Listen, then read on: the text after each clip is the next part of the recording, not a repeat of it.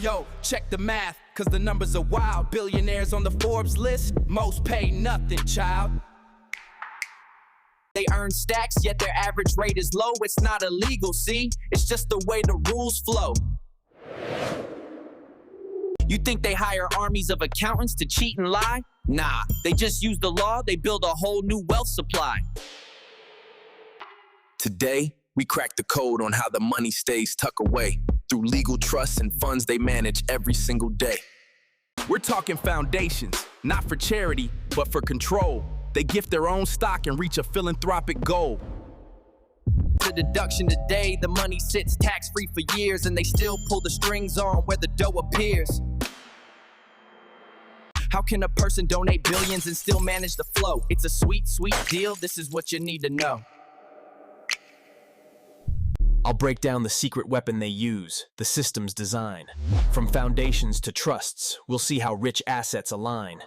It's a perfectly legal move, designed to protect wealth at scale. If you're born rich, this is how the system sets sail. It's time to learn how the giants play, why the rules are strange, and see the hidden mechanics of this financial exchange.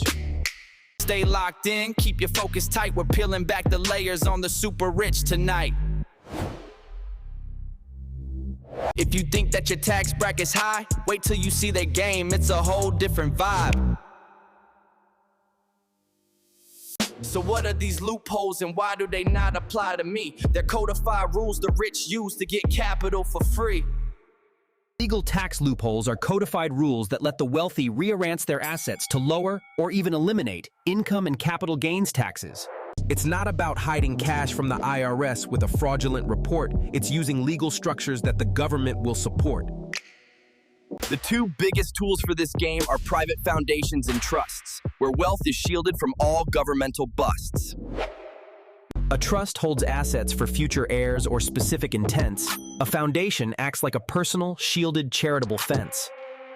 The key isn't earning the money, it's preventing the sale of the asset, and that's how the wealthy bypass the income tax threat.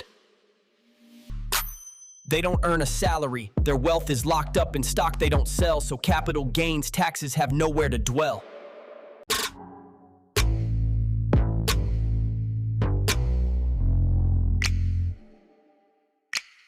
But how do they eat? How do they buy things? We'll get to that next. The mechanism is complex.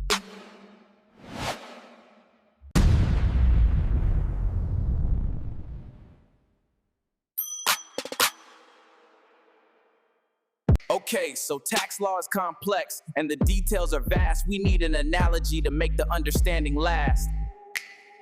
Imagine the whole tax system is a winding, dangerous maze, where the goal is to get cash without getting caught in the haze. The tax monster is capital gains. When you sell an asset for more, he wants a giant piece of the profit you stored. But the rich, they found the shortcut, a glowing safe zone of green, which is their private foundation, the best escape we've seen. Instead of selling stock and facing the monster's terrible bite, they move the whole asset to the foundation in the fading light.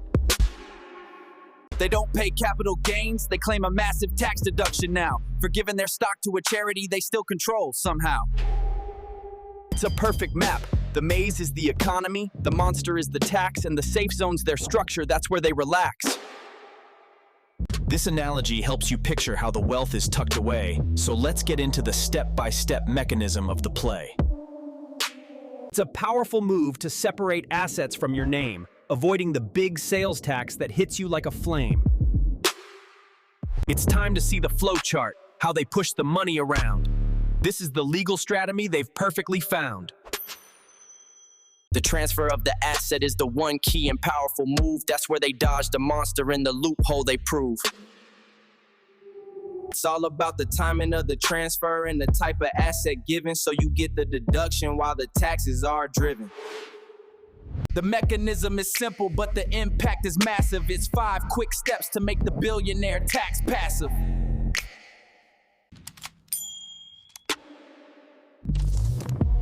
Step 1. They establish the shell. Step 2. Transfer the stock. They give their highly appreciated company shares or real estate to the... Step 3. Claim deduction. They get a giant income tax deduction for the full market value, not just what they originally paid. That's key, dude. Step 4, tax-free growth. The assets sit in the foundation, no capital gains tax when they grow, so the wealth snowballs, putting on quite a show. Step 5, maintain control. They remain on the board, controlling the flow of the grants, directing their billions, and dancing to their tax chants. The ultimate win is they avoid the huge sale tax they'd owe to the government. They get a tax break now for their assets' development. The deduction offsets the tax bill on their regular income that year, reducing their taxable cash, making the numbers clear. This structure is the engine, allowing wealth to compound over time, no income tax, no capital gains, everything is sublime. The legal transfer of the asset is the power move, you see? It creates a massive deduction, setting their net worth free. Now that you see the steps, we need a tangible story to tell, a real-world example to ring the whole concept bell. So let's ditch the theory and check the numbers on the street, see how they turn billions into a charitable treat. It involves the founder of a tech firm, sitting on shares worth a lot, but if he sells them, the tax man is quick on the spot. If he sold $1 billion worth, he'd pay $300 million to the state and the Fed. That's a tax nightmare in his head. He decides not to sell, avoiding the tax. The stock moves to his foundation, where the power relaxes. He gets a deduction for $1 billion against his other income stream. That means a $300 million tax-free dream. He skipped the cap gains tax and reduced his income tax fast. While still keeping control, this method is built to last. This isn't theory, it's a system of strategy and play that keeps the big money growing out of the IRS's way. Let's look at a scenario. Let's call the guy Tech Titan Ted, sitting on $1 billion in stock right over his head. He started with 10 million, now his shares are worth a B. That 990 million? That's his capital gains, see? If Ted sells the stock to buy a yacht or a new property lot, the tax man takes 300 million of what Ted just got. So Ted donates the $1 billion stock to his foundation on the scene. He skips the 300 mil, his hands are perfectly clean. Plus, he gets a massive tax deduction for the 1 billion he gave away, offsetting his regular income, the rules of the game he can play. So Ted saves the capital gains tax and gets a huge income tax break, while the stock still grows tax-free, for goodness sake. Meanwhile, you pay taxes every time you get a paycheck. Your money is taxed immediately. What a massive drawback. It really highlights the difference. Income versus asset gain. One is taxed at the source, the other avoids all the pain. But here's the complication, the layer they don't always discuss. How do they get money out of the foundation they trust? It's a complicated layer that makes the public scratch its head, so let's talk liquidity and how they get wealthy instead. Okay, the biggest question now is how they use the wealth they've stashed. If it's locked in a charity, how can the money be flashed? Biggest complication, the wealth is unrealized gain, meaning they haven't sold it, avoiding the capital gains pain. They don't sell the shares. They use the stock as collateral for a loan, getting cash immediately, and their fortune is shown. When you take out a loan, it's debt. It's not taxable income, see? So they get liquidity without paying taxes or fees. The asset value keeps climbing. The loan is paid off by the stock. That's their money-making engine, ticking like a powerful clock. They live tax-free off the loans, never touching the principal to sell, so the capital gains tax never has a story to tell.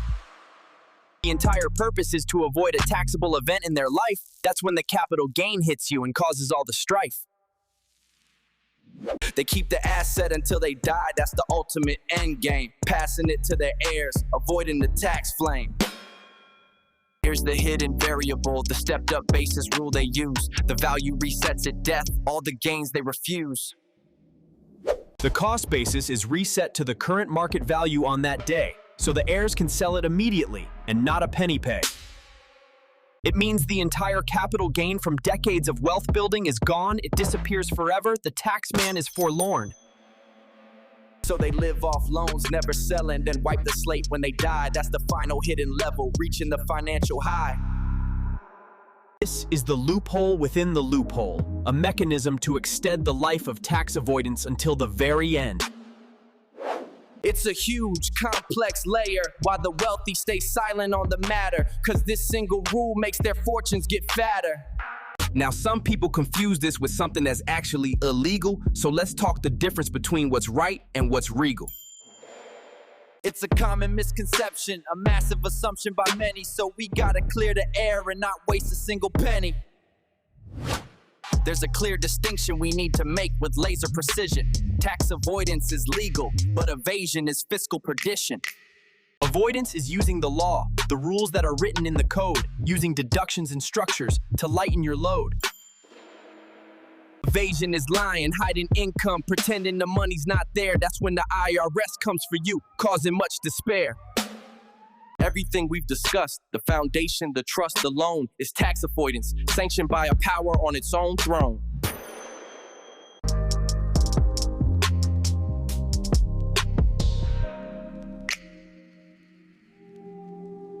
Powerful structures, legal cause the rich spend millions to lobby for the rules, using their foundations to fund the political tools. It's not about hiding money, it's about legally preventing the tax from ever being due. That's the loophole for the rich, that's their powerful view. The rich are just playing by the rules that they help craft and uphold. These laws favor capital, that's the story to be told. It comes down to this. The tax system targets income, but the rich possess wealth, which is sheltered by these rules, benefiting their financial health. Understanding the legality of it all is the final piece of the lock, so now you know the truth, right down to the bedrock. We've covered the core loophole and the strategy in place, so next we'll talk about solutions to shine a brighter day. You know the problem, you know the players in the whole scheme, so how do we fix this broken, wealthy tax dream? First solution is attacking the stepped-up basis at death, which eliminates the unrealized gain with every breath. By removing that rule, the unrealized gains would be taxed at death, or the heir carries the basis, holding their breath. Second is to tax capital gains for assets used as loan collateral, stopping the borrow to live, die to wipe loophole ritual. If the assets are pledged for a loan, they would trigger a taxable event, forcing the realization of the gain, a tax payment sent. Third is to tighten the rules on the private foundations, so the money actually gets to charity, away from the wealthy's persuasions. Increase the mandatory payout, prevent foundations from paying salaries to the family, making sure the money helps people, not wealthy progeny. These are the three major pillars to closing the system's massive gaps, ending the tax avoidance that's caught in the wealthy traps. A larger solution is a wealth tax, taxing the asset's value each year, making sure the rich pay their share, making the tax code clear. It's not enough to know the trick, you need the tools to change the game, so use this knowledge to push for reform, loudly proclaim. That's the entire mechanism, the loophole, the avoidance, and the fix. Now go educate the people, that's the ultimate tricks.